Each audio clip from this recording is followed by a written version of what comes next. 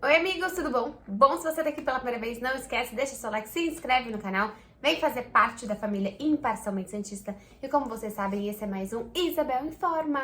E hoje eu não estive com vocês aqui no canal, vocês sabem que, né, a vida tá aí, eu acabei de chegar do trabalho e falei, gravo hoje, gravo amanhã, já faço um pré-jogo, aí pimba, notícia importantíssima do Musset. Então cá estou pra fazer um giro com vocês do tudo que aconteceu basicamente ontem e hoje, né? Porque domingo estivemos juntos aqui no canal, mas ontem e hoje eu fiquei fora do canal nesse momento, até o presente momento, que daí hoje ainda é hoje, então só ontem eu fiquei fora e a gente vai trazer todas as notícias. Como vocês sabem, eu já falei aqui várias vezes, eu sou embaixadora da Centauro, então se vocês quiserem fazer alguma comprinha na Centauro, usem o meu código IMPSANTISTA, que vocês têm 10% de desconto IMPSANTISTA. Se você não entendeu o código, tá aqui na descrição para vocês fazerem as suas compras e em todos os produtos vendidos e entregues pela Centauro no site da Centauro, vocês usam 10% de desconto. Bom, tem, né? Notícia importantíssima que acabou de sair. Santos acerta a rescisão do contrato com Ricardo Goulart. Goulart tinha contrato com o Santos até dezembro de 2023 e abriu mão de todos os valores para rescindir e ficar livre no mercado novamente. O atleta ganhava o maior salário do Santos.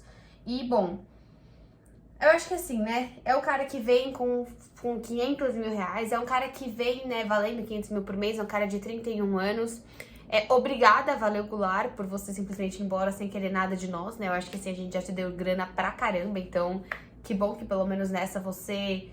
acho que foi a maior contribuição que o Goulart fez pro Santos desde que ele chegou, foi pelo menos ter acerto, né? Ter aceitado esse acerto, no caso, de sair dessa maneira, né? Que o Santos acaba não pagando nada por essa rescisão. Extremamente importante pro Santos isso, porque é um jogador que seria inutilizado. Assim, diz, né, que foi o atleta que começou, que foi procurar o Santos, que buscou a rescisão, principalmente, né, depois do que aconteceu no jogo contra o Táchira, e até um tweet do Bruno Lima, que ele fala, né, acho que é tweet na matéria do Bruno Lima da Tribuna, que ele fala que foi o último toque da bola do Goulart pelo Santos. Eu acho que exemplifica muito, assim, o Goulart é um jogador que eu não acho um jogador ruim, eu acho um jogador que não se encaixou e um jogador que não tem a garra que o Santos precisa para esse momento. O Santos, nesse momento, precisa de um pouquinho mais do que talento, um pouquinho mais do que habilidade, um pouquinho e muito mais que experiência ou bagagem, aonde quer que seja. O Santos precisa de jogadores que estejam em campo, com presença, com garra. E eu acho que essas coisas que a gente tá vendo nesses últimos 2 dias.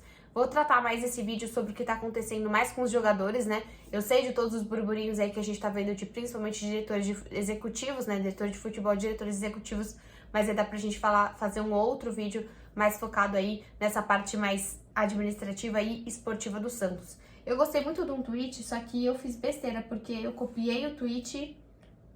Se alguém souber quem que fez esse tweet, eu vou ler, que eu achei muito bom, né?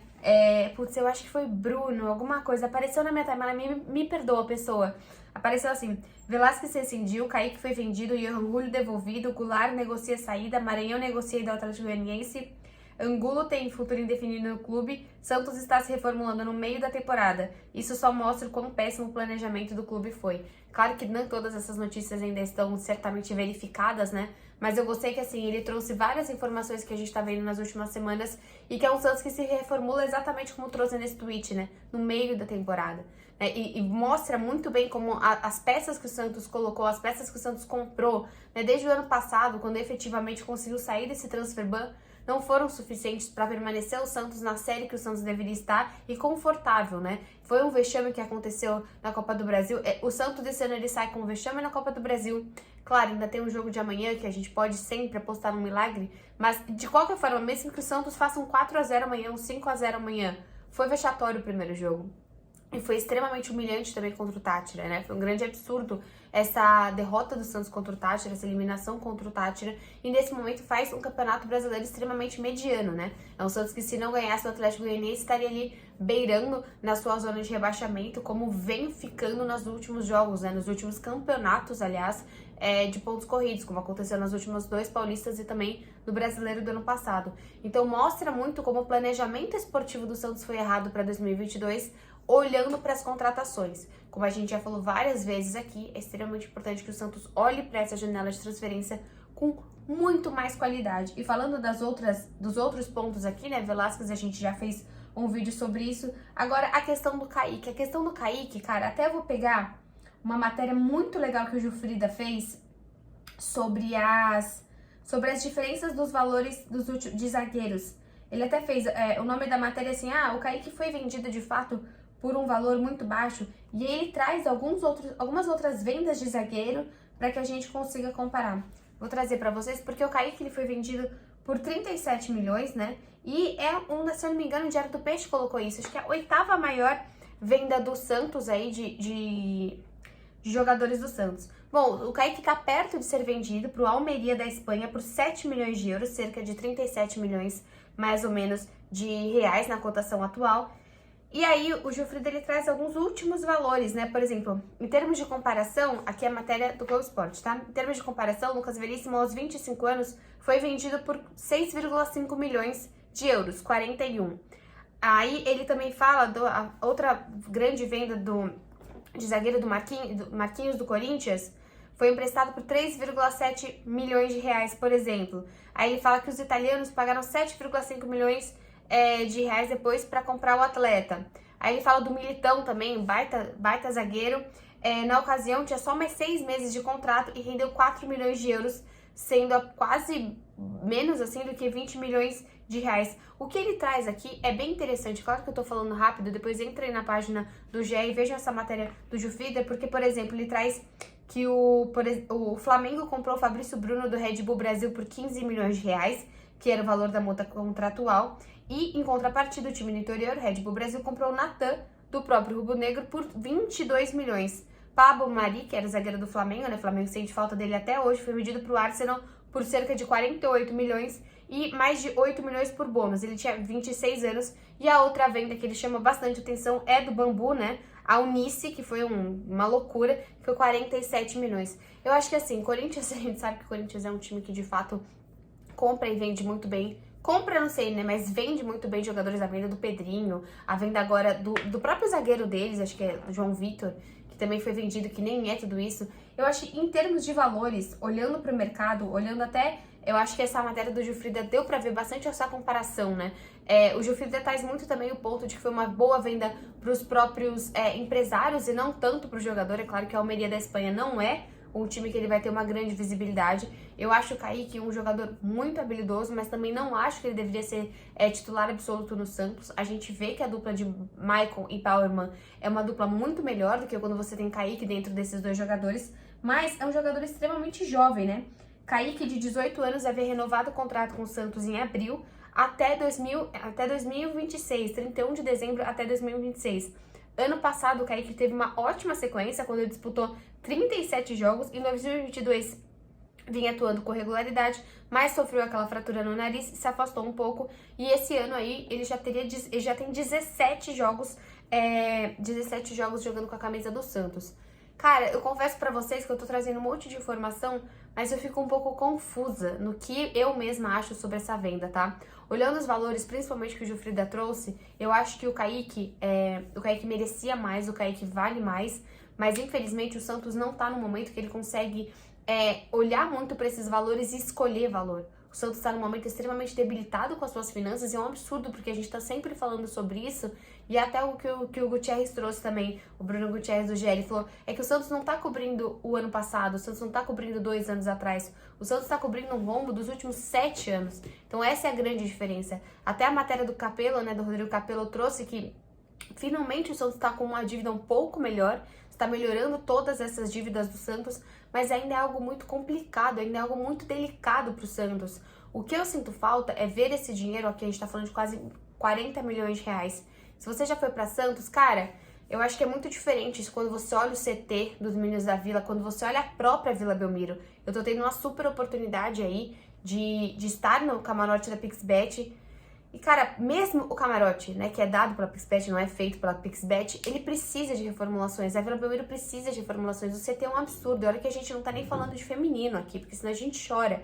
Então, eu gostaria de ver também, além de ver pagar as contas, já que esportivamente a gente também não tá conseguindo ser assertivo, eu gostaria de ver também alguma coisa sendo melhor aplicada em infraestrutura. Eu desejo toda a sorte do Kaique, lembrando que ainda não tem o 100% porque ele precisa do ok do Barcelona. O Barcelona, ele tem... Lembra aquele que aconteceu com o Gabriel? Então, o Santos não quer que isso aconteça com o Kaique. Logo, ele precisa primeiramente avisar o Barcelona sobre as vendas de Kaique e de Ângelo. Ângelo não tem nada ainda, tá, gente? Mas, eventualmente, quando tiver uma proposta pelo Ângelo, assim como tá tendo pelo Kaique, precisa primeiro mandar um e-mailzinho pro Barcelona e pra não acontecer o que aconteceu com o Gabriel, porque aí o Barcelona, eles têm esse primeiro ok, precisa passar pelo Barcelona. Mas, como coloca a matéria do Gilfrida, não parece, de fato, que o Barcelona vai... de fato, contrariar essa negociação. O Santos tem direito a 70% dos direitos econômicos do atleta, o que corresponde a aproximadamente 26 milhões de reais, além de garantir 20% do valor de uma futura transferência. Cara, o que me incomoda também um pouquinho nessa situação é porque o Robson Reis foi embora, né? Eu acho que o Alex está sendo reintegrado e o Velasquez também foi embora. Até o Velasquez, segundo o Diário do Peixe, foi até como fala? Anunciado em um time mexicano, se eu não me engano. Então eu vejo muito um Santos com uma precariedade muito grande na zaga, né? Um Santos que até teve um Kevin, que até o Bruno Lima colocou que foi relacionado pela primeira vez. É o Santos que tá buscando na base. Trouxe o Patati, trouxe o Ed Carlos, voltou até com o próprio Thailson, né? Thailson. Porque o Santos precisa de reforços. Só que na zaga o Santos tá, basicamente, ele tem ali na sua zaga, ele tem o Alex, ele tem o Luiz Felipe e ele tem o Derek. Derek, que eu nem lembro, assim, sendo muito sincero, eu não lembro nem a fisionomia do Derek. E aí você tem uma zaga extremamente limitada. Porque você tem uma zaga ótima, que é uma dupla de zaga, mas você tem um banco extremamente limitado, até de quantidade, a gente tá nem falando de qualidade. Mas é um momento que o Santos tá provavelmente olhando pra essa janela querendo buscar um zagueiro. Mas aí de nada me adianta você vender o Kaique por 38 milhões, gastar uma bolada no próximo zagueiro e ele ser extremamente ruim, não adiantar de nada todo esse esforço para vender o Kaique, que é um zagueiro promissor. Eu entendo a necessidade do Santos, mas eu acho um Kaique um zagueiro promissor, sim. E a outra notícia que apareceu também hoje no Diário do Peixe é sobre o próprio Johan Julio, né? O Santos negocia o retorno do Johan Julio à LDU. O empresário do jogador vem mantendo contato com a equipe equatoriana para viabilizar essa volta antecipada. Lembrando que o Santos pagou o Santos não paga, tô confundindo com a próxima notícia. A decisão partiu do próprio staff do atleta. O Santos espera a chegada de um novo executivo de futebol, mas entende que, em caso de um acordo para o retorno de Johan Julio, a falta de um executivo não deve ser um empecilho. Logo, o Santos entende que nem quem tá e nem quem pode chegar pode achar o Johan Julio útil nesse momento. Seu vínculo de empréstimo com o Santos vai até 2023, com a opção de compra após o encerramento do contrato. O meio atacante chegou ao clube no início de abril, ele soma 18 jogos, 1 gol e 2 assistências. A gestão, liderada obviamente por Andrés Rueda, não tem interesse de compra definitivo. Que bom, né? Que bom que não faria sentido nenhum comprar o Johan Julio, mas a gente tá vendo mais um dos casos do Santos de uma reformulação.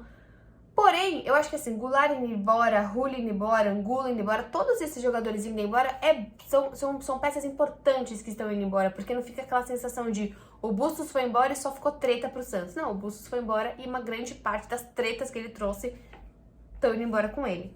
E aí, por fim, a gente tem mais uma negociação, que é a ida do Maranhão ao Atlético Goianiense, né? Extremamente importante isso pro Santos. Não é, de fato, um jogador que o Santos vai querer ficar, né? A gente sabe muito bem que o Santos e o William Maranhão não foram jogadores, não se deram muito bem, né?